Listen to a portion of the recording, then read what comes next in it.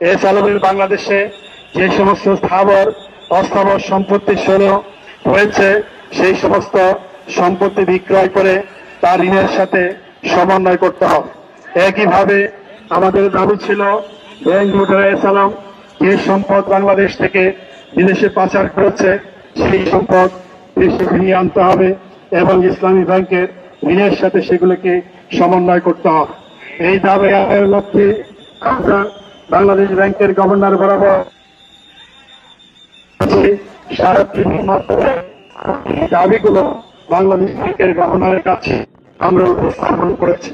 একইভাবে ইসলামী ব্যাংকের যিনি চেয়ারম্যান ছিলেন ডক্টর জুবাইদুর রহমান, এই দাবিগুলো আদায়ের লক্ষ্যে আমরা স্মারকলিপি দিয়েছি। সেই দাবিগুলো আদায়ের জন্য আমরা জোর দাবি জানিয়েছি। আমাদের এই যে 5 দফা দাবি ছিল সেই দাবিগুলো বিষয়ে আমরা যে স্মারকলিপি দিয়েছি বাংলাদেশ ব্যাংকের গভর্নর, বাংলাদেশ ব্যাংকের গভর্নর তিনি আমাদের সাথে কোনো আলাপ আলোচনাই করেন নাই এবং আমাদের দাবিগুলো বিবেচনা করেন নাই।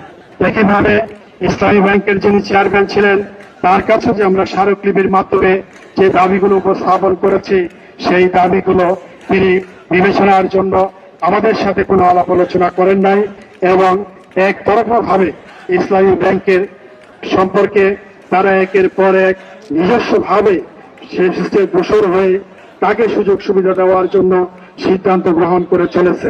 তারই প্রেক্ষিতে আজকে আমাদের এই শান্তিপূর্ণ আন্দোলন, আমাদের এই কর্মসূচি, আমরা পুলিশের সহযোগিতা নিয়ে এই শান্তিপূর্ণ কর্মসূচি পালন করছিলাম এবং পুলিশকে আমরা অবহিত করেছি আমরা শান্তি শৃঙ্খলা রক্ষা করব। ইসলামী ব্যাংকের যে সমস্ত কর্মকর্তা রয়েছে তারা ব্যাংকে প্রবেশ করবে, তাদের দায়িত্ব তারা পালন করবে, কিন্তু ইসলামী ব্যাংকের চেয়ারম্যান হিসেবে যাকে নিয়োগ দেওয়া হয়েছে তিনি যাতে করে কোনোভাবে ব্যাংকে প্রবেশ করতে না পারে সেই বিষয়ে আমাদের কর্মসূচি ছিল। সেই বিষয়ে গ্রাহক যারা ছিলেন তারা দৃঢ় অবস্থান গ্রহণ করেছে।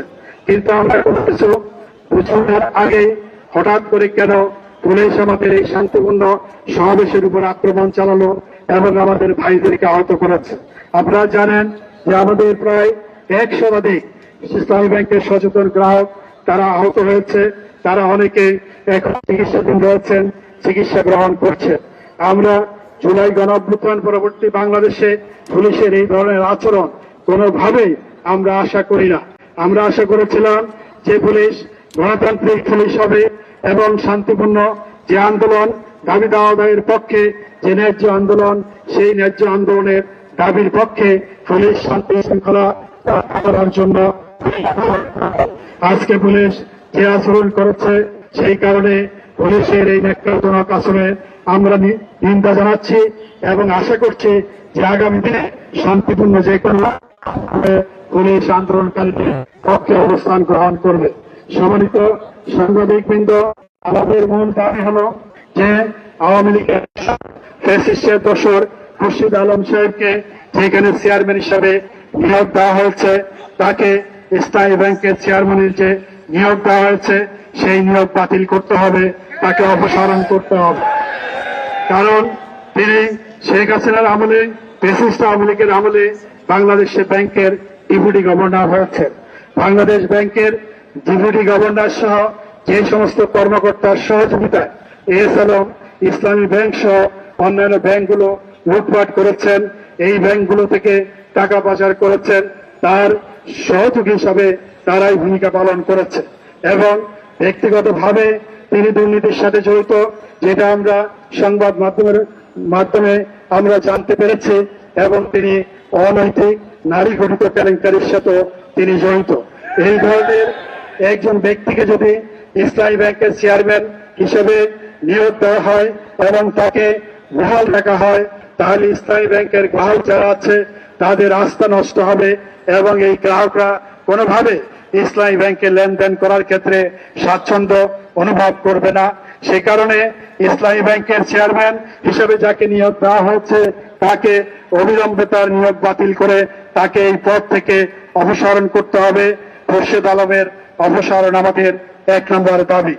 আমাদের দ্বিতীয় দাবি হলো যে ইসলামী ব্যাংকের ব্যবস্থাপনা পরিচালক ওমর ফারুক খান, যার নেতৃত্বে 5 আগস্টের পরবর্তী সময়ে ইসলামী ব্যাংক ঘুরে দাঁড়িয়েছে। আপনারা জানেন 5 আগস্টের পরে যখন বিভিন্ন ব্যাংকে গ্রাহকদের আস্থার সংকট তৈরি হচ্ছিল, ব্যাংকগুলোতে আমানত কমে যাচ্ছিল, সেই সময়ে ওমর ফারুক খানের নেতৃত্বে ইসলামী ব্যাংক আবার ঘুরে দাঁড়িয়েছে এবং তিনি দায়িত্ব পালন করার সময়ে ইসলামী ব্যাংকে 22,000 কোটি টাকার অতিরিক্ত আমানত জমা হয়েছে। এইভাবে ইসলামী ব্যাংকের আমানত বৃদ্ধির মাধ্যমে সার্বিকভাবে ব্যাংক কার্যক্রম গতিশীল হচ্ছিল। সেই ওমর ফারুক খানকে সেখানে জোরপূর্বক পদত্যাগ করার জন্য তার কাছ থেকে পদত্যাগপত্র নেওয়া হয়েছে। তাকে আগে ছুটিতে পাঠানো হয়েছিল, যে ছুটির মেয়াদ ছিল 31শে মে পর্যন্ত। আজকে তার যোগদান করার কথা। আমাদের দাবি হলো ইসলামী ব্যাংকের সুযোগ্য ব্যবস্থাপনা পরিচালক, যার নেতৃত্বে ইসলামী ব্যাংক আবার ঘুরে দাঁড়ানোর দিকে এবং উন্নতির দিকে, সমৃদ্ধির দিকে অগ্রসর হচ্ছিল, তাকে অবিলম্বে ব্যবস্থাপনা পরিচালক হিসাবে তাকে পুনর্বহাল করতে হবে। সম্মানিত ভাইরা, ইসলামী ব্যাংক সহ বাংলাদেশের যত ব্যাংক রয়েছে সকল ব্যাংকের অভিভাবক হলো বাংলাদেশ ব্যাংক। বাংলাদেশ ব্যাংকের যিনি গভর্নর, তার দায়িত্ব হলো ব্যাংক সেক্টরকে গতিশীল করা, এর মাধ্যমে বাংলাদেশের অর্থনীতিকে সামনে এগিয়ে নিয়ে যাওয়া। কিন্তু আমরা দেখতে পেয়েছি বাংলাদেশ ব্যাংকের গভর্নর হিসেবে যিনি নিয়োগ পেয়েছেন, তিনি ইসলামী ব্যাংক সহ অন্যান্য যে ব্যাংকগুলো ধুকে নিশ্চিত ধ্বংসের দিকে যাচ্ছে, সেগুলি কার্যক্রম ক্ষেত্রে স্বচ্ছতা আনয়ন, গ্রাহকদের আস্থা ধরে রাখার জন্য এমন কোন কার্যক্রম পরিচালনা করতে পারেন নাই এবং ব্যাংকের স্বচ্ছতা তৈরি হয় নাই। ফলে এক্ষেত্রে তার অযোগ্যতা এবং অদক্ষতায় দায়ী। সেই কারণে তিনি যেহেতু ব্যাংকগুলোকে সুষ্ঠুভাবে পরিচালনা করার ক্ষেত্রে তিনি ব্যর্থ হয়েছেন, সেই কারণেই আমরা তার অবিলম্বে পদত্যাগ দাবি করছি।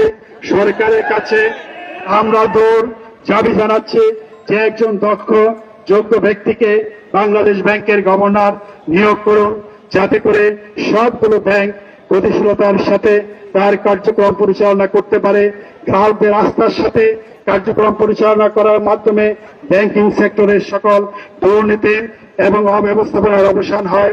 সেই জন্য বাংলাদেশ ব্যাংকের গভর্নর মোস্তাকিবুর রহমান আমাদের যে দাবি, সেই দাবিগুলো আমরা আশা করছি যে অবিলম্বে পূরণ করা হবে এবং বাংলাদেশ সরকারের কাছেও অর্থ মন্ত্রণালয় সহ আমরা দাবি জানাচ্ছি যে আমাদের এই দাবিগুলোকে অবিলম্বে পূরণ করতে হবে। এছাড়া আমরা দেখতে পেয়েছি যে এসআলএমের নিয়ন্ত্রণে যখন ইসলামী ব্যাংক পরিচালিত হয়েছে, তখন সেখানে পরীক্ষা ছাড়াই জাল সনদের ভিত্তিতে অনেককে নিয়োগ দেওয়া হচ্ছে। তারা মাঝে মাঝে ইসলামী ব্যাংকের সামনে এসে তারা মব সৃষ্টি করার চেষ্টা করছে। ইসলামী ব্যাংকের সামনে এসে তারা মাঝে মাঝে মব সৃষ্টি করে বিশৃঙ্খলা তৈরি করার চেষ্টা করছে।